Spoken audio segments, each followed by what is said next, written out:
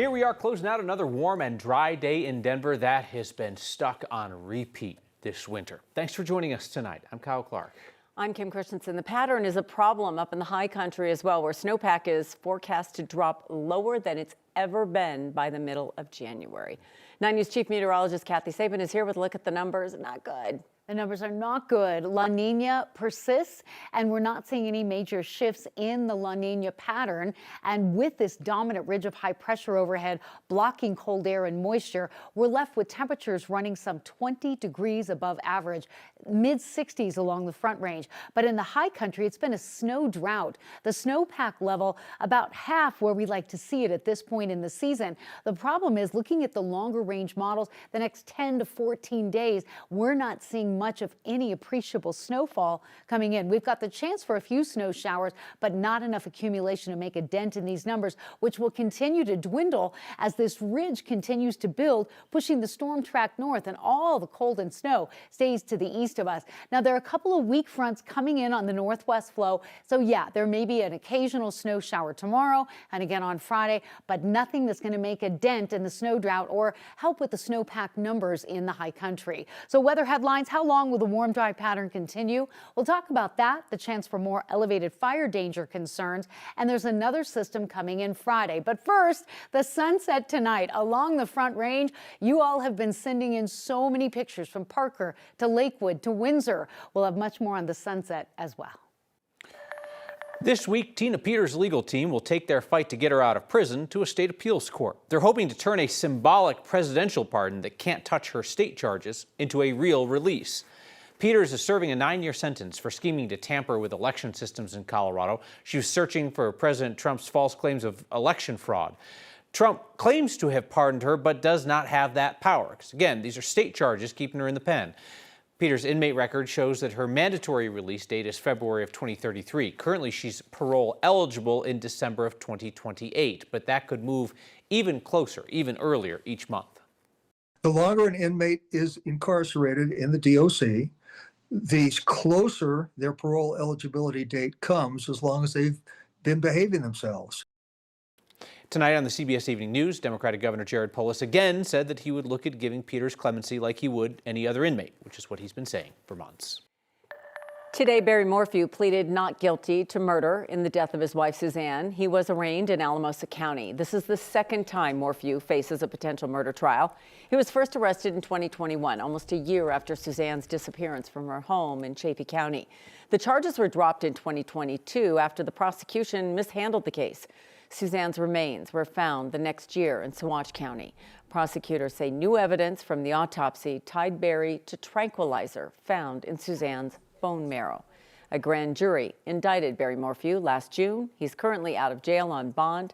He's due back in court in March. The man who shot and killed a dog breeder in Clear Creek County now knows his punishment. Today, 37-year-old Sergio Ferrer was sentenced to more than 50 years in prison. 9 News reporter Janelle Finch brings us an emotional day in court. People who knew and loved Idaho Springs dog breeder Paul Peavy spoke in court today. After providing their victim impact statements, a Clear Creek County judge sentenced Sergio Ferrer to 55 years in prison. It's been 1.5 years since award-winning dog breeder Paul Peavy was found dead on his Idaho Springs property. The amount of time Jake Peavy has been without his father. A 23-year-old should not have to take on the responsibility of scheduling his father's cremation and settling what's left of his estate. The Clear Creek County Coroner's Office ruled Peavy's death as a homicide. Sheriff's deputies say 37-year-old Sergio Ferrer shot and killed him. I keep imagining the fear and the anger that my unarmed father felt in the moments that Sergio pulled out his gun and began to fire at him. Ferrer pleaded guilty in December to second-degree murder and aggravated robbery. According to court documents, Ferrer also stole 10 of Peavy's Doberman puppies. You made a selfish decision that your own personal short-term gain was more important than a human life and the lives of nearly 12 dogs. Investigators say at least one was sold, and the sheriff's office was only ever able to find 2. You took the life of a father, a friend, a Christian man who volunteered in his community, and the life of someone who is working to better those around him. Ferrer took the stand to accept his sentence. I've taken a loved one from his family, and for all that, I offer my deepest and most sincere condolences. He told the court he isn't the same man he was when he killed Paul Peavy August 2024. But he also said he knows no apology can undo what he did. I sincerely apologize for my actions and the horror that I brought to this community. The judge sentenced him to 55 years in prison, including a max sentence for second-degree murder. Ferrera's wife also pleaded guilty to 1 count of accessory to a crime and 1 count of misdemeanor theft. She was given a deferred sentence according to court documents. In Clear Creek County, Janelle Finch, 9 News. A teacher who lost his job in the St. Vrain Valley District after being accused of inappropriately filming students did not disclose that when he applied for a job at Jeffco schools. That's according to new documents obtained by 9 News Investigates. And while police concluded the behavior wasn't illegal, documents show district administrators found it extremely troubling. They concluded Patricio Ilanes violated district policies and recommended he never be allowed to teach in a school district in the future. The district agreed to pay him for the rest of the school year nearly $50,000 and keep the agreement confidential in exchange for his resignation. They also banned him from ever working for the district ever again. Giannis didn't disclose any of that to Jeffco schools when he was hired to teach at Arvada High. He is now facing 40 counts of sexual exploitation, accused of filming at least 15 underage students, some performing sex acts. We have a lot of questions for both school districts. So far, neither one has agreed to answer them on camera. Democrats in Denver and at the state capitol are talking about a ban on law enforcement wearing masks. Conversation sparked by federal immigration agents around the country covering their faces as they carry out President Trump's mass deportations. Denver City Council started its discussion about a proposed mask ban today, and Democratic State Representative Meg Froelich told us that she wants to bring forward a similar bill at the state level. But she questioned what authority the state would end up having over federal officers. Unfortunately, we can't say no masks in Colorado because what we've learned from California and from other states that have tried it. So we're threading this needle and certainly saying that local law enforcement, which is who we do have purview over, needs to comply with current Colorado law. California passed a state law restricting federal agents from wearing masks. The Trump administration sued, argued it interfered with federal operations, and that lawsuit's still going through the courts. The state says it's now received over 400 complaints about contaminated fuel from consumers. But it still does not have a complete list of gas stations that received regular fuel mistakenly mixed with diesel. H.F. Sinclair, one of the largest fuel suppliers in the Denver metro area, confirms the contaminated fuel came from its terminal in Adams County.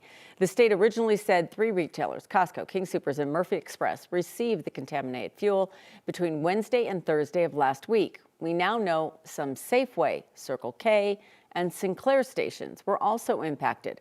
By our count, 35 gas stations in total. That's the only count we have because Sinclair has not provided a list of retailers that received the bad gas. The state says it's requested that and hopes to get it in the coming days. If your car was damaged by contaminated fuel, the state says you should call the gas station where you filled up. They should walk you through the claims process. You can find a list of the impacted gas stations that we put together on the web version of this story on 9news.com.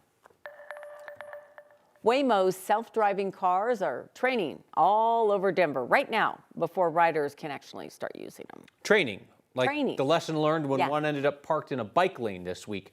9 News reporter Spencer Soysher is along. And Spencer, the company that is teaching the robots how to drive on our streets says that snafu was a human error. They did say that. They blamed it on the humans.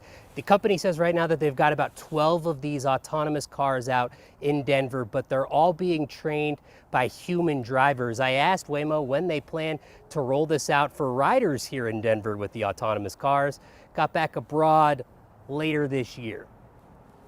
You'll never find one of these guys with one of those green native Colorado bumper stickers, but some of Denver's newest residents are now on city streets, and last week also parked in a bike lane. Change is hard, but technology is an incredibly important piece to how we're going to create a safer future. Denver is one of Waymo's new markets for their autonomous rideshare vehicles.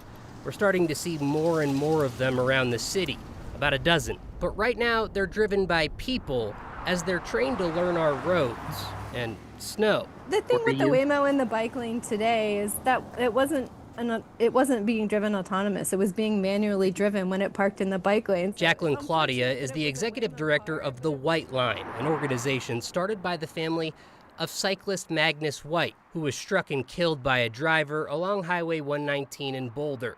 The organization is in D.C. right now, backing autonomous vehicles. Technology which helps pick up the slack when humans are momentarily distracted. The group supports Waymo's claims that data shows their cars drive safer than humans. The Waymo's on the track. But then there's safety incidents, like this one last week in Phoenix, where a passenger ran away from her Waymo after it drove onto light rail tracks. The best part about it is that technology is the worst today as it will ever be, right? And Uber and Lyft drivers fear the technology will take their jobs away. Waymo says it won't be giving rides to people in Denver soon. But Claudia thinks when they do, they're here to stay.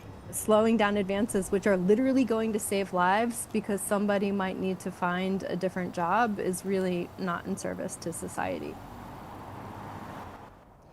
Our photographer Austin spotted 3 of these Waymos around town today, all of them quite dirty. It led me to run some searches. Do these cars know how to self-bathe? No, at least for now. I also asked the city how it would ticket a car that's an autonomous car that's parked in a bike lane. They said just like any other car that would get a ticket, it would go back to the registered owner. Live in Denver, Spencer Soysher, 9 News.